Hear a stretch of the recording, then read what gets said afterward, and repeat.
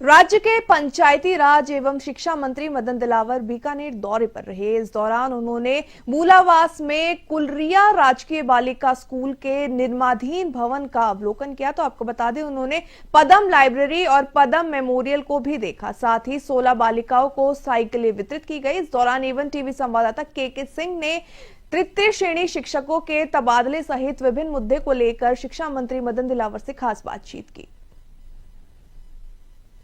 इस वक्त हमारे साथ मौजूद हैं राजस्थान के पंचायती राज एवं शिक्षा मंत्री मदन दिलावर जी। सर, दिलावर साहब, अंग्रेजी माध्यम के स्कूलों को विपक्ष आरोप लगा रहा है कि बंद कर रहे हैं, और आज हम आपको देख रहे हैं कि आप आज विजिट करने आए हैं, तो कहाँ ये बात? देखो, अंग्रेजी विद्यालय होना कोई गलत बात नहीं है, अंग्रेजी सीखना भी कोई गलत बात नहीं है, लेकिन उसके लिए संसाधन होने चाहिए। अंग्रेजी में अध्ययन किए हुए अध्यापक होने चाहिए, अंग्रेजी की पुस्तकें होना चाहिए और बिल्डिंग भी पर्याप्त होना चाहिए।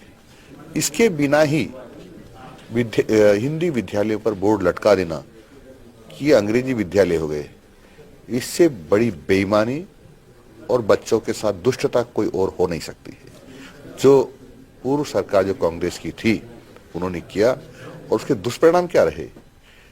प्रदेश की लाखों बच्चियों ने, छात्राओं ने और विद्यालय छोड़ दिया, क्योंकि वह कक्षा 1 से ही हिंदी पढ़ती आई थी। एकदम उनको कहा गया तुम 6ठी 7वीं में भी हिंदी पढ़ो, आगे बढ़ो। कैसे पढ़ेंगी?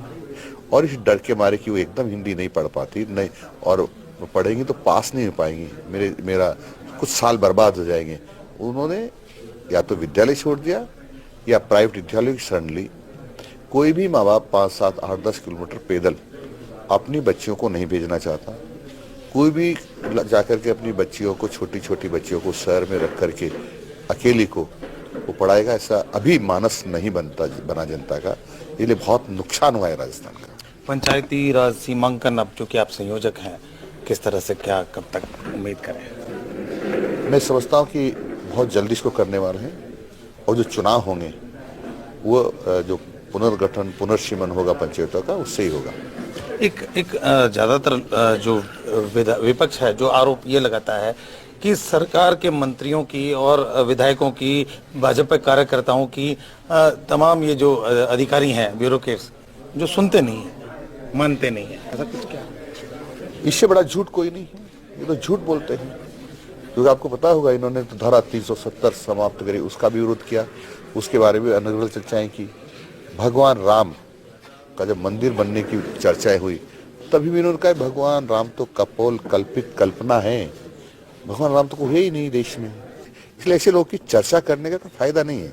उसके अलावा अंतिम सवाल, लोगों को बहुप्रतीक्षा है ट्रांसफर्स की, टीचर्स ट्रांसफर्स की, उसके बारे में क्या कहेंगे? देखो, ट्रांसफर सतत प्रक्रिया है, होना चाहिए, लेकिन पूरे साल ही ट्रांसफर होना चाहिए, ये भी ठीक नहीं है। आप समझदार लोग सब जानते हैं कि जब लोकसभा के चुनाव हुए, विधानसभा के चुनाव हुए, उसके बाद ही लोकसभा के थोड़े दिन बाद चुनाव हो गए, लोकसभा के चुनाव के बाद ही उपचुनाव हो गए, उपचुनाव के बाद ही अभी आपको पता है कि बोर्ड की ये लोकल परीक्षाएं चली। लोकल परीक्षा समाप्त हुई तो बोर्ड की परीक्षाओं की तैयारी चालू हो गई, बोर्ड की परीक्षाएं होंगी। क्या इस पीरियड में ट्रांसफर करने चाहिए थे? नहीं करने चाहिए थे, लेकिन जो ही बोर्ड की परीक्षा होगी, समाप्त होगी मार्च में, ट्रांसफर खुलेंगे। धन्यवाद सर। ये थे मदन दिलावर, जिनका कहना है कि ट्रांसफर्स जो शिक्षा विभाग में जो अब तक नहीं खुले हैं, वो अभी इस सत्र के एंड में जरूर खुलेंगे, और उम्मीद ये की जा रही है कि आम जो ब्यूरोक्रेट्स के बारे में जो धारणा है वो बिल्कुल झूठ है। ये कहना है मदन दिलावर। के सिंह, एवन टीवी, नोखा, सीलवा, बीकानेर।